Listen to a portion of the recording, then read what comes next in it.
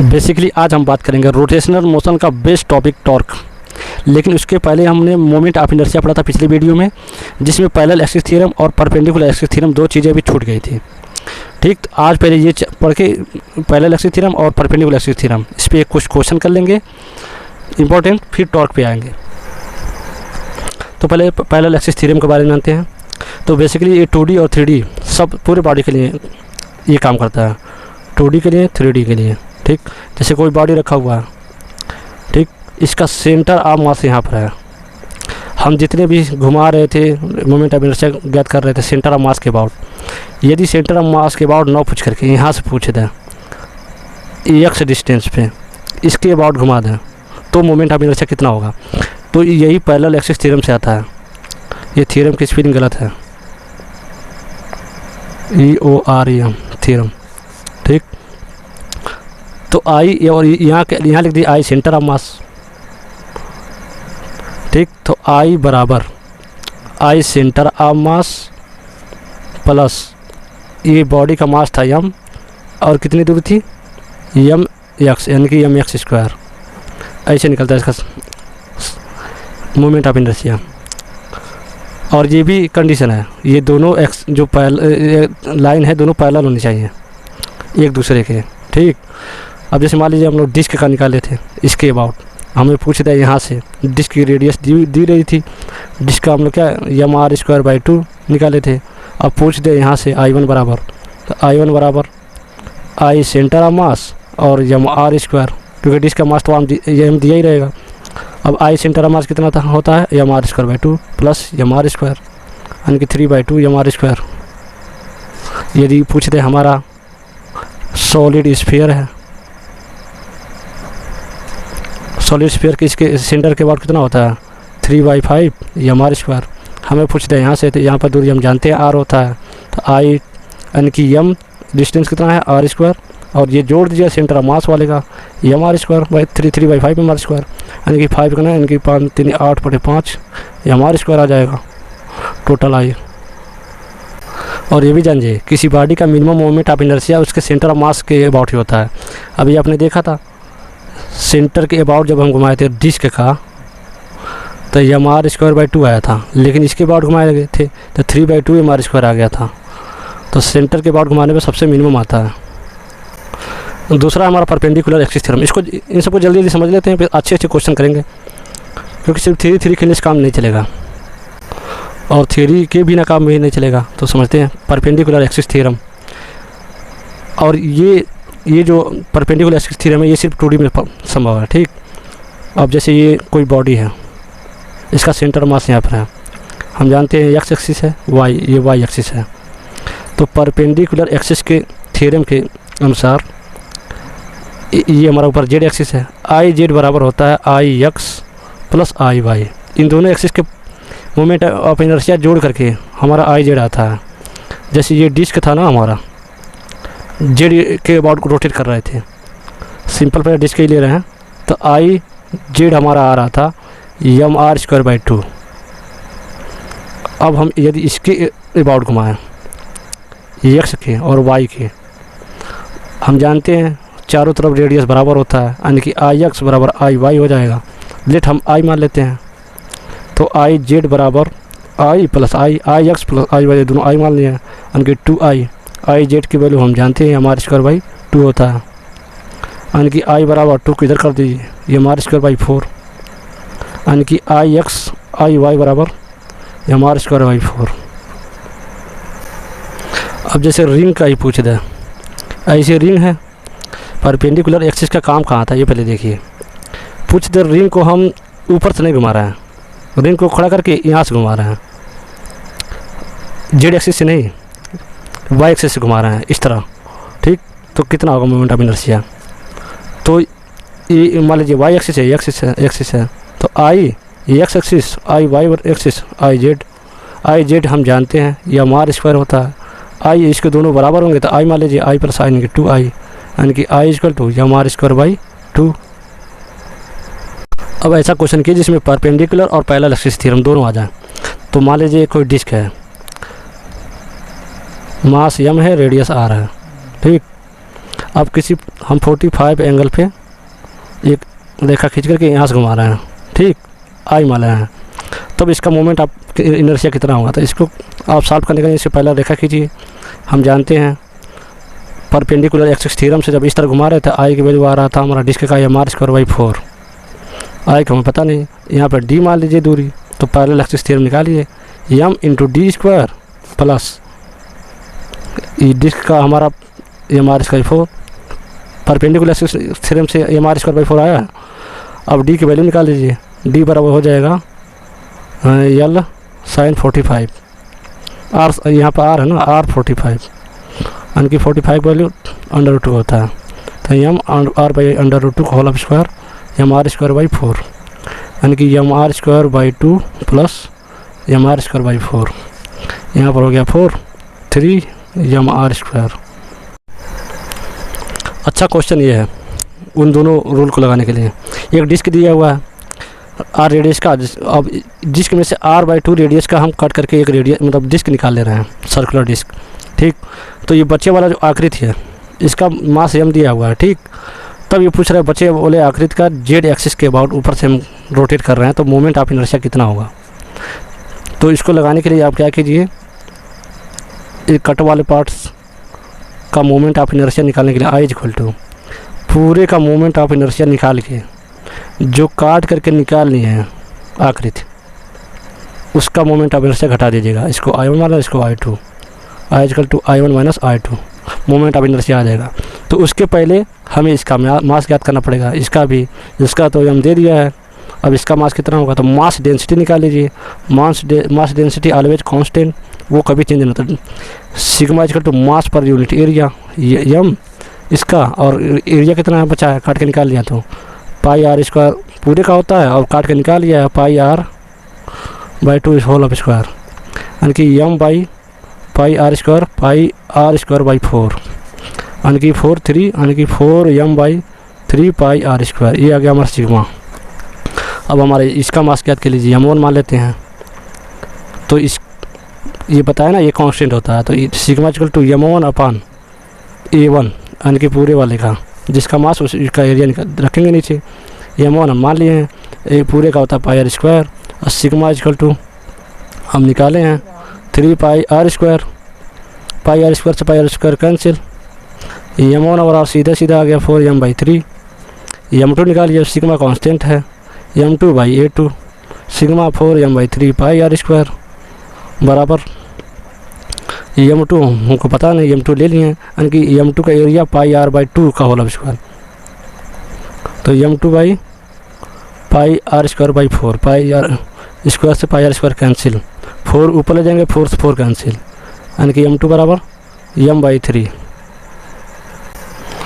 तो I = I1 की value लिखिए, m1 r²/2 डिस्क का माइनस m2 r²/2 और प्लस इसका छोटे वाला का पैरेलल एक्सिस थ्योरम लगा यहाँ पे, यहाँ से घुमा रहा है। तो centre I centre of mass और I, यानी कि I बराबर m2 r² प्लस और इसके अबाउट m2 r²/2,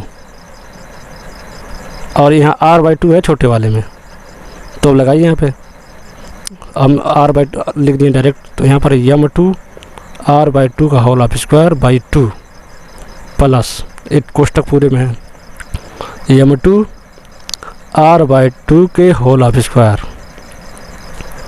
यानी कि m की वैल्यू रख दीजिएगा 4m/3 m1 की वैल्यू, और यहाँ पर 2 का गुणा नीचे होगा, और यहाँ पर m/3 होगा, और r² तो 2 4 हो जाएगा, 4 का गुणा इसमें 8 3 की 24 प्लस यहाँ पर हो जाएगा m/3 और r² 3 और 4 यानी कि 12 हो जाएगा।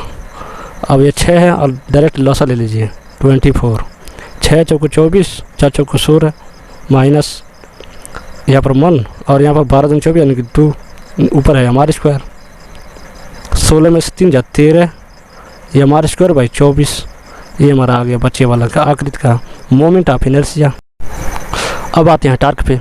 तो टार्क की तो बहुत परिभाषा है, लेकिन एक सीधा परिभाषा देखिए, किसी एक्सिस के अबाउट, एक्सिस मतलब अक्ष, किसी एक्सिस के अबाउट फोर्स की टर्निंग एबिलिटी को ही टॉर्क बोलते हैं। जैसे ये होता है एक्स एक्सिस, ये Y axis.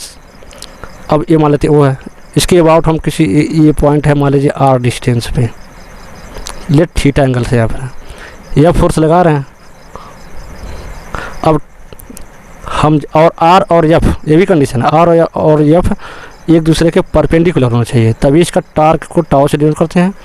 Are perpendicular F ऐसे डिनोट करते हैं, यानी कि टाउ को एक तरह से और लिख सकते हैं आर क्रॉस एफ। अब देखिए यहाँ पर ये कितना है, ये थीटा एंगल, जब यहाँ थीटा है तो यहाँ थीटा भी हो जाएगा। इसका दो component F cos theta, F sine theta, एक दूसरे के परपेंडिकुलर चाहिए, यानी कि टाउ बराबर आर एफ साइन थीटा। यदि थीटा इजकल टू 0 तो torque is equal to 0, theta is equal to 90, torque is equal to maximum. अब थीटा बराबर 0 टाउ 0 क्यों जा रहा है, एक तो इस फार्मूले से। अब ये फार्मूला आया कैसे, किसी वस्तु को यदि टर्न करना है, हमें टर्न में मोड़ना है, ठीक, तो क्या इसको सीधे ढकेलेंगे तब टर्न होगा उस साइड में? नो, या तो किसी एंगल पे ढकेलिए या तो किसी एकदम परपेंडिकुलर ढकेलिए। परपेंडिकुलर ढकेलेंगे तो मैक्सिमम टर्न आउट होगा, ये किसी एंगल पे ढकेलेंगे तो भी टर्न होगा, लेकिन थोड़ा हल्का टर्न होगा, इसलिए ये फार्मूला आया है यहाँ पे। अब यदि सीधी खींचना है तो टॉर्क आएगा ही नहीं, मुड़ेगा ही नहीं, यानी कि टाउ बराबर 0 हो जाएगा। इस कंडीशन में टॉर्क का काम ख़त्म नहीं हुआ है, टॉर्क पूरे रोटेशन में जाएगा, चलेगा, ठीक। तो इससे रिलेटेड कुछ और जानकारी लेते हैं। इक्विलिब्रियम ऑफ बॉडी, ये क्या होता है? तो कोई बॉडी इक्विलिब्रियम पे तभी रहेगा जब वो ट्रांसलेशनल इक्विलिब्रियम हो और रोटेशनल इक्विलिब्रियम, दोनों इक्विलिब्रियम पे हो, जिस पे नेट फोर्स 0 हो, नेट टॉर्क 0 हो, तभी वो बॉडी इक्विलिब्रियम पे। जैसे समझिए ये कोई बॉडी है, किसी सरफेस पे रखा हुआ है, ये सेंटर ऑफ मास है। अब इधर से कोई यह फोर्स लगा रहा है, इधर से कोई यह फोर्स लगा रहा है, तो ये बॉडी इक्विलिब्रियम पे होगा। ये लाइन ऑफ एक्शन बोलते हैं इस लाइन को, ये इक्विलिब्रियम पे है। लेकिन अब जैसे कोई बॉडी रखा हुआ, वही बॉडी मान लीजिए हम यहाँ फोर्स लगा रहे हैं ऊपर और यहाँ फोर्स लगा रहे हैं नीचे, तो क्या इक्विलिब्रियम पे है? ना, यहाँ पर तो हम नेट फोर्स 0 देख रहे थे और नेट टाउ भी 0 हो गया था यहाँ पे टॉर्क, लेकिन यहाँ पर तो नेट फोर्स 0 है, नो डाउट। एफ और एफ दोनों विपरीत दिशा में, तो नेट फोर्स 0 है, लेकिन ये लाइन ऑफ एक्शन एक नहीं है, इस वजह से ये रोटेट करने लगेगा। तो tau net not equal to 0, तो ये बॉडी क्या है? Not equilibrium. टार्क और इक्विलिब्रियम को दोनों को समझना है तो ये क्वेश्चन कर लीजिए, समझ आ जाएगा, उसके बाद अच्छे से क्वेश्चन किया जाएगा। तो मान ये दिया हुआ स्मूथ वाल है फ्रिक्शनलेस, और एक सरफेस है जहाँ पर फ्रिक्शन है, एक राड है जिसका मास m है, लेंथ l है। अभी रखा हुआ है तो ये स्लिप करने की कोशिश करेगा, तो यहाँ पे एक नॉर्मल फोर्स ज़रूर लगेगा, n1 मान लेते हैं, यहाँ भी लगेगा n2 मान लेते हैं। इसका सेंटर ऑफ मास है जिसका mg हमेशा नीचे ही लगता है। अब इसको रोकने की कोशिश करेगा, जिसका यहाँ पर रफ सरफेस है, कुछ फ्रिक्शन कोफिशिएंट दिया रहेगा यहाँ पर, Fr फ्रिक्शन फोर्स लगेगा। तो यही पूछ रहा है, n1 ज्ञात कीजिए, n2 की वैल्यू, Fr की वैल्यू, तीनों की वैल्यू ज्ञात कीजिए। तो ये बिटी तो बन ही गया, अब क्या बनाना है इससे ज़्यादा। अब यहाँ पे वर्टिकली देखिए कौन कौन फोर्स लग रहा है, n1 और mg, एक दूसरे के विपरीत, n1 बराबर mg, question number 1। Horizontally n2 Fr, m2 equal to Fr। अब एक तीसरा हमारा मेथड आता है टॉर्क। रॉड ऐसे रखा हुआ था, टर्निंग पॉइंट, इसको टर्न करने के लिए कुछ फोर्स लग रहा है यहाँ पर, n1 n2 mg, हम मान लेते हैं P के अबाउट घूम रहा है, ये घूमने की कोशिश करेगा। तो mg नीचे लग रहा है, तो ये थीटा एंगल दिया था, बोल गए थे हम। तो इसका दो कंपोनेंट बनेगा, mg cos theta, mg sin theta, जो कि mg sin थीटा इसको टर्निंग पॉइंट टर्न करने के लिए नहीं लगेगा, तो इसको इग्नोर कीजिए। mg cos थीटा ये टर्न कराएगा, और एक जैसे यहाँ हमारा था n2, यहाँ पे एंगल था थीटा, तो ये भी एंगल हो जाएगा थीटा, यानी कि n2, ये एंगल थीटा होगा, तो n2 sin थीटा यहाँ पर आ जाएगा। ये दोनों हमारा टार्क के लिए फोर्स हैं दोनों, तो टाउ p इक्वल टू 0 कर दीजिए। अब ये इधर घुमाने के इधर घुमाने, तो लेट मान लीजिए ये टोटली इधर घूमने की कोशिश कर रहा है, तो एम जी साइन थीटा कितनी दूरी पे लेंथ टोटल थी एल, कितनी हो जाएगा L/2, L/2 इधर माइनस ये उल्टा उसके लग रहा था N2 साइन थीटा कितनी डिस्टेंस है इस पॉइंट से L इक्वल टू 0। अब हमारा आ गया L से L कैंसिल आ गया, तो यहाँ पर N2 बराबर हो जाएगा mg tan थीटा। ठीक, tan थीटा नहीं होगा, mg cos थीटा है ना, तो cot थीटा हो जाएगा, cos थीटा बटे sine theta, mg cot theta. N2 बराबर आ गया, N2 बराबर हमारा FR दिया हुआ है, यानी कि FR बराबर आ गया हमारा mg cot थीटा। इतना इसमें एक चीज़ और ऐड कर सकते हैं, क्या कि कितना एंगल हो कि ये स्लीप ना करे मैक्सिमम। इसमें एक चीज़ और ऐड कर दीजिए, for no sleeping, for no sleep यानी कि बॉडी स्लीप ना करें, उसके लिए ये फॉर रिक्वायर्ड यानी कि required friction mu dot N से बराबर या उससे कम हो तो स्लीप नहीं करेगा। यानी कि इसकी वैल्यू तो हम निकाल चुके हैं, M G cot theta by 2 mu N की वैल्यू एम जी से एम जी कैंसिल, यानी कि म्यू हम इधर कर दे रहे हैं कॉट थीटा बाई 2, म्यू की वैल्यू कॉट थीटा बाई 2 से बराबर या बड़ा हो। इस पे एक और अच्छा क्वेश्चन बनता है, कोई ट्रक वाला है उस एक रॉड को वर्टिकली बांध करके, ये यहाँ पे हिंग पॉइंट है जिसे इस तरह मूव भी कर सकता है, इसके अबाउट एक्सिस के अबाउट रोटेट भी कर सकता है, जिसका रॉड का मास एम है, लेंथ एल है टोटल, ये स्ट्रिंग से बंधा हुआ है ट्रक में। ठीक, अब ट्रक वाला ये एक्सेलरेशन से जा रहा था, तो पूछ रहा है कि इसमें स्ट्रिंग में टेंशन कितना पैदा हो जाएगा और नॉर्मल रिएक्शन। अब यहाँ पर नॉर्मल रिएक्शन को आपको समझना पड़ेगा, एक नॉर्मल रिएक्शन इसके अबाउट लग रहा होगा इसके mg को बैलेंस करने के, और एक नॉर्मल रिएक्शन इधर लग रहा होगा, यानी x मान लीजिए, इसे यानी y मान लीजिए, t को बैलेंस करने के लिए। यानी कि एक्चुअली जो हमारा नॉर्मल रिएक्शन आएगा हमारा इसके इधर आएगा, यानी कि N X square plus N Y square, ये वैल्यू हमें पूछ रहा है और टेंशन पूछ रहा है, तो निकालते हैं। तो सॉल्व करते हैं with respect to truck, ground के रिस्पेक्ट में नहीं सॉल्व करेंगे, क्योंकि जो ये रॉड है ये ट्रक के रिस्पेक्ट में इसका मतलब लटकाया गया इसे। ठीक, इसलिए इसे टॉर्क बैलेंस नहीं कर सकते हम जब ग्राउंड के रिलेटिव में रहता तो इसलिए रिस्पेक्ट टू ट्रक सॉल्व करेंगे। तो इसका BD बनाइए रॉड का, टेंशन फोर्स इधर और इसका सेंटर ऑफ मास पे एम लग रहा होगा, और एन एक्स इधर एन वाई इधर, और हम जानते हैं mg ऑलवेज नीचे vertically, N Y equal to mg लिख दीजिए बैलेंस किए हुए है, और एन एक्स प्लस टी ये दोनों एक तरफ है बराबर एम ए, इक्वेशन नंबर 2। अब यहाँ पॉइंट P मान लीजिए, टाउ P इक्वल टू 0 कर दीजिए, टॉर्क P के अबाउट यानी कि एम ए, यानी कि ये यहाँ तक दूरी है L/2, इधर ले जाने की कोशिश करा, इधर ले जाने की कोशिश करेगा, तो मान लीजिए इधर ले जा रहा, तो M A L/2 anticlockwise minus TL clockwise equal to 0। इन सब का फोर्स लगेगा, टॉर्क लगेगा, क्योंकि उसी पॉइंट पे एन वाई एन एक्स उसी पॉइंट पे है। तो यहाँ पर L से L cancel, T equal to MA/2।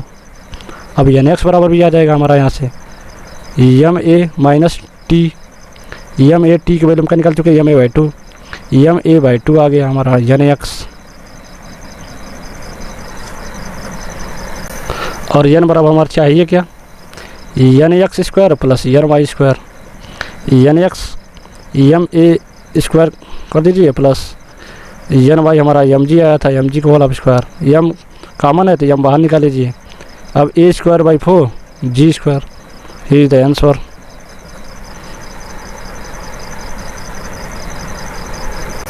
Sorry छिप गया था, तो देख लेते हैं।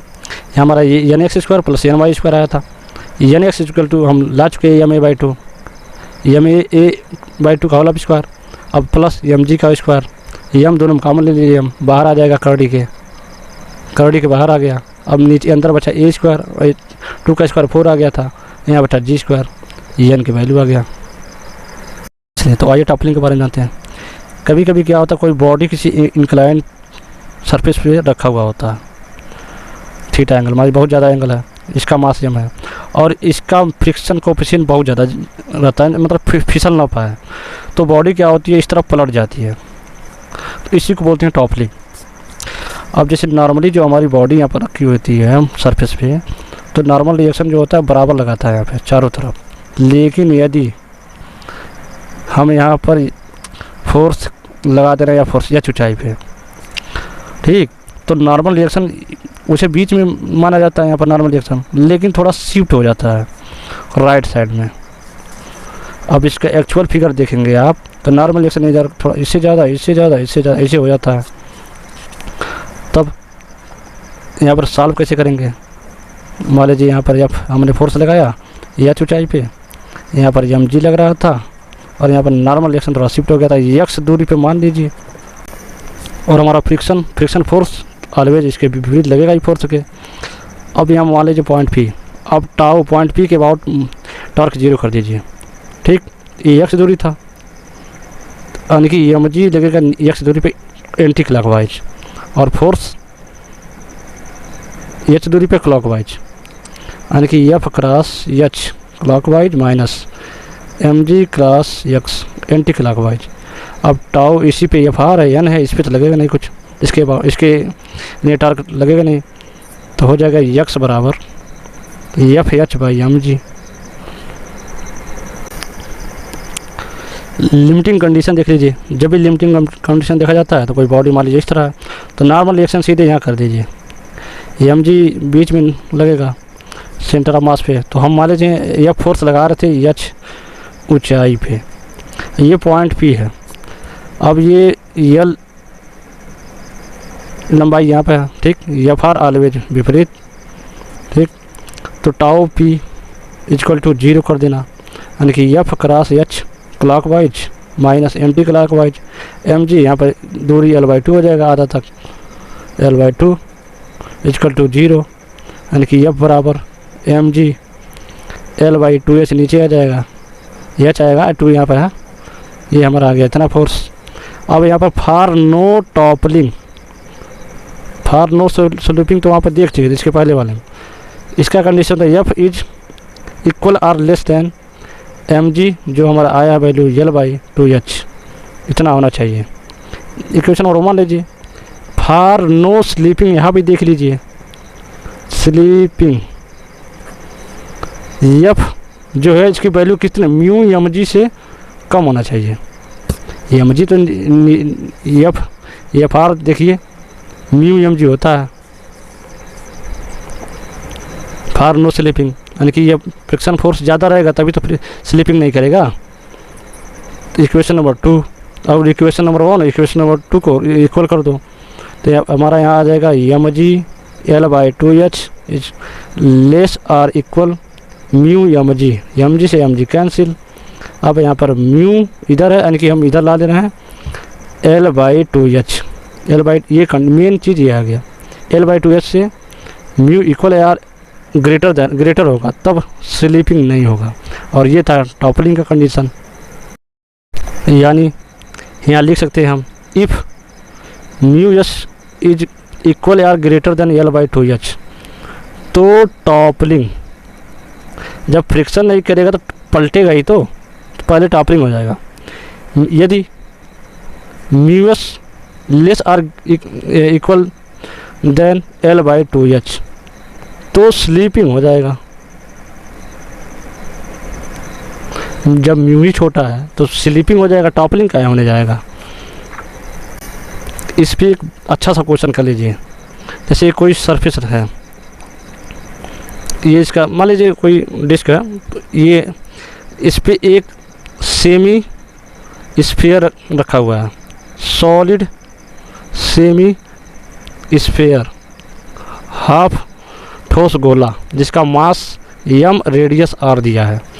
अब इसका जो सेंटर ऑफ मास है, इसकी डिस्टेंस है यहाँ से r, ओमेगा से घुमा रहे हैं, तो ये बोल रहा है मैक्सिमम कितनी ओमेगा से घुमाएं कि ये टॉपलिंग ना करें, पलटे ना।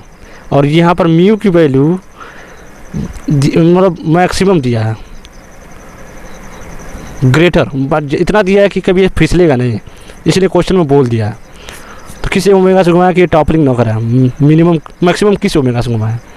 तो ये बी डी बनाइए ठोस गोले का, अर्धगोले का।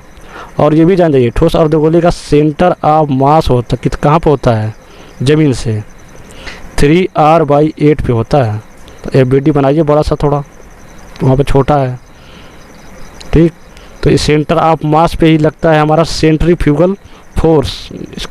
इस पे वीडियो आ चुका है, mr², ओमेगा से घुमा रहे हैं तो, ठीक। और यहाँ पर हमारा लगेगा फ्रिक्शन फोर्स, mg ऑलवेज नीचे, नॉर्मल रिएक्शन शिफ्ट हो जाएगा, इसे हम जान चुके हैं। अब यहाँ पर पॉइंट भी वाले टाउ p = 0 कर दीजिए, एक ही इक्वेशन में आ जाएगा। ये इधर घुमाना चाह रहा है और mg नीचे ले जाना चाह रहा है।